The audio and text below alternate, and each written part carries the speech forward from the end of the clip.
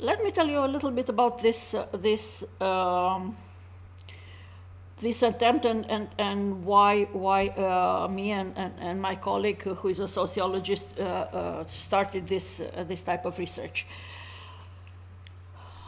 On the last edition on the preceding edition of this conference, I presented a paper on how different denominations in Romania use public relations techniques in their relationship with society, not with the believers, with their own believers, but with society. And I found out that this is a domain practically very little, it's not very much exploited.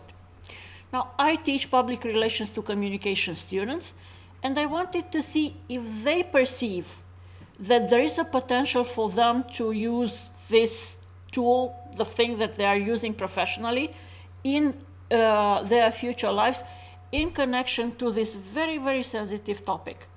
This was one of the things that was of interest. Second is that we are taught, we somehow understand that the young generation, these digital natives, the people who are born with technology in their hands, they use technology for practically everything. And my question was, is this used for religious purposes or not? Romania is the third religious country in Europe after Italy and Poland. Apparently, according to the World Values Survey, it ranks really very high in terms of people saying that they have some sort of faith, not necessarily Christian, but some sort of faith.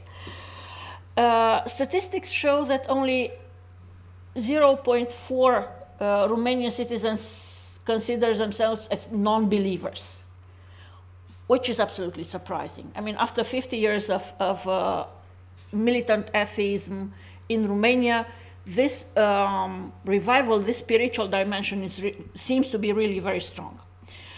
We have a very large number of religions recognized by the states. We have 23 registered denominations and religious associations part of the public life.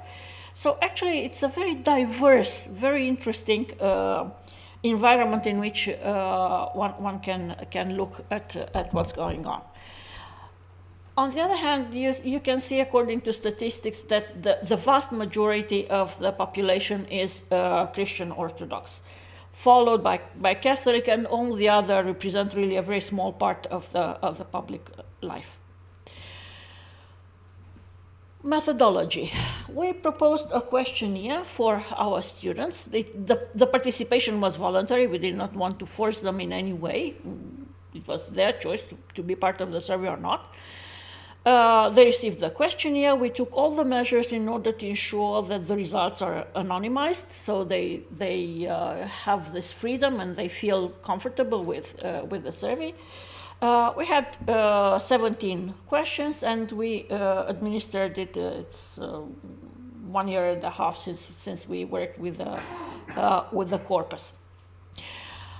They were among the first things we tried to identify whether they consider themselves believers or not, and it's very interesting that according to studies that are carried on the student population in Romania, most of them, while being very explicit on their Facebook page, and they say that they have pets and they like, I don't know what bands, and they vote for somebody or not, they don't disclose, they tend not to disclose their religious affiliation.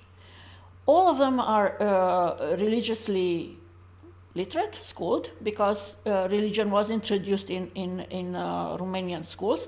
So they, at least from school, they have some sort of understanding of the concepts, of the terminology, of ecclesia, of what it means. So they are socialized in a totally different pattern than their parents. So for the purpose of this presentation, I selected some of the most interesting questions that I will try to comment.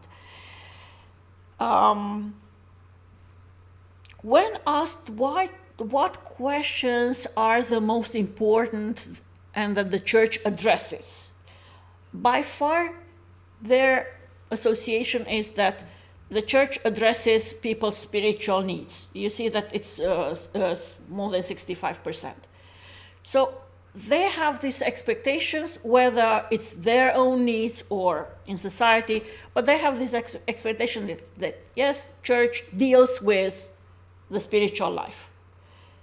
Less, by an important difference, with family issues, even less with the moral dilemmas and needs of individuals, and they replace here with ethics drawn from another context, from public life.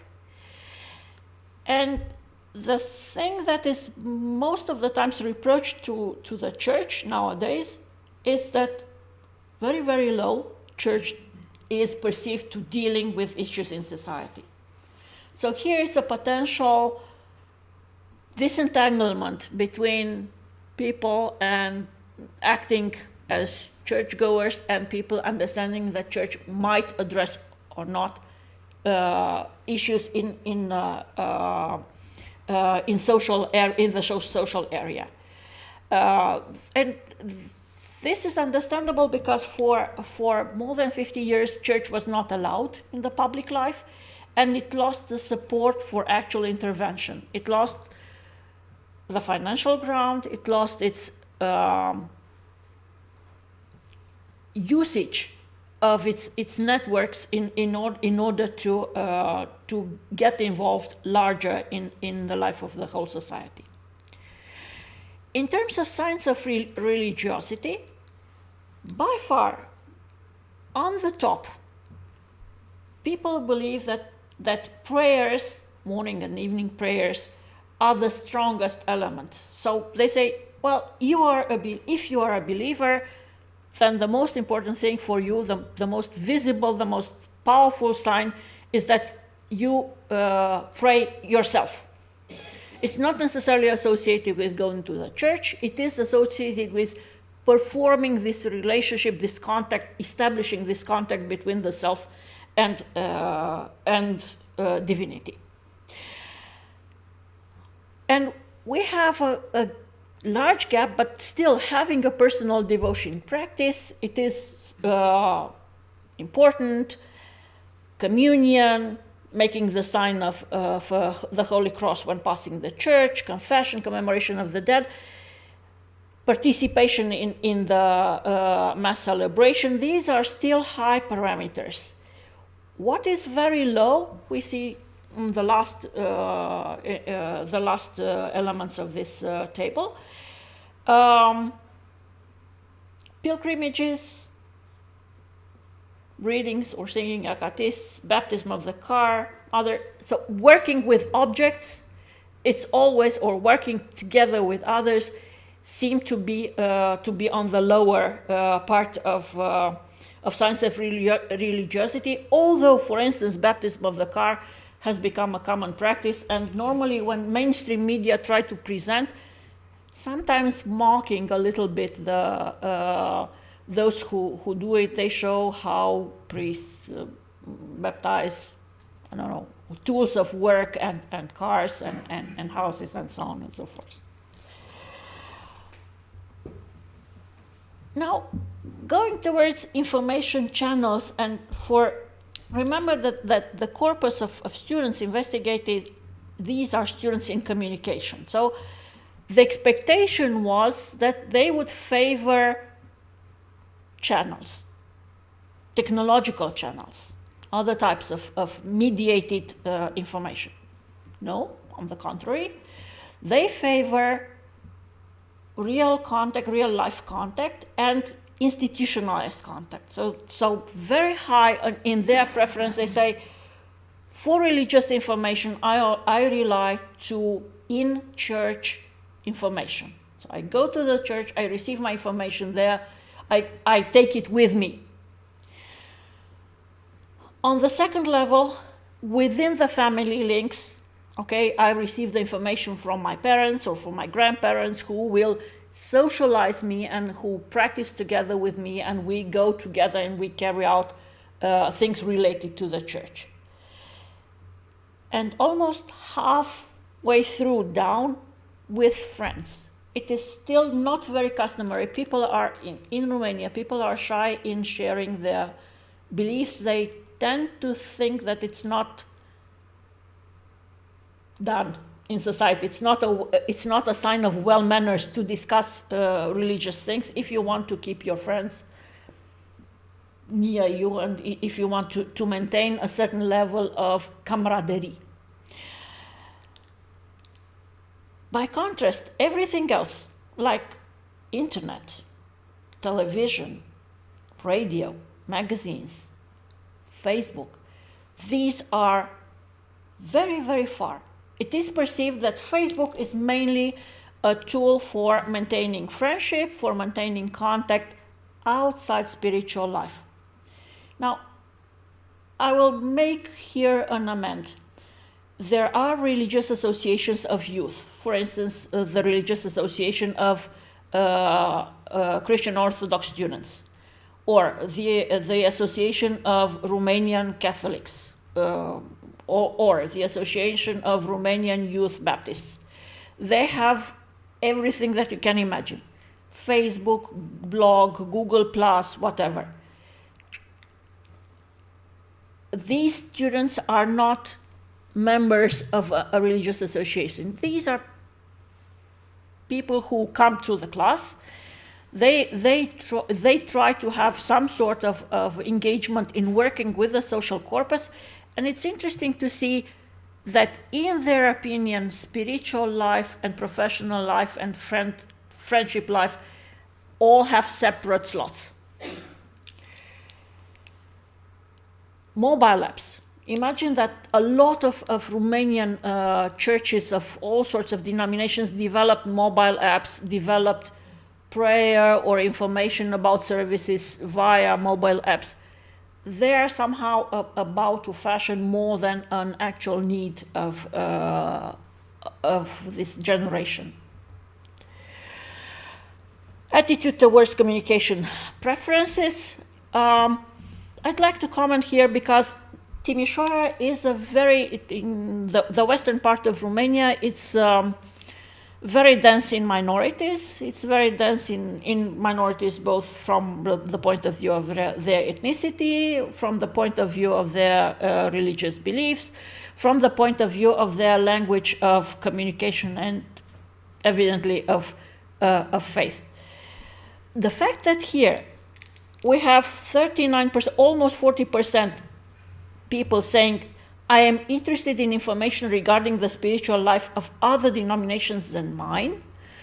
This is an opening towards cross-denominational discussion. And it is a potential that should be used more actively than it is used before. Timisoara is famous for its ecumenism, for its openness, for the fact that representatives of different denominations come and pray together in the public space, in the public arena. It is an unusual phenomenon because there are other parts of Romania where it's more confrontational, where different denominations fought over one place of worship, for instance, who should have it, who should be able to pray there. The fact that people are interested in other denominations than their own opens a little, okay, it's not 50%, but still it opens possibilities for at least information and for dialogue. Again, these students are future PR people. The fact that only 23% of them perceive that a denomination needs a specialized PR department is a loss in my mind. They should understand that currently in this very speedy, very rapid society, a PR department means more than just issuing press releases and organizing press conferences. Actually, this is consonant with my previous research on the topic.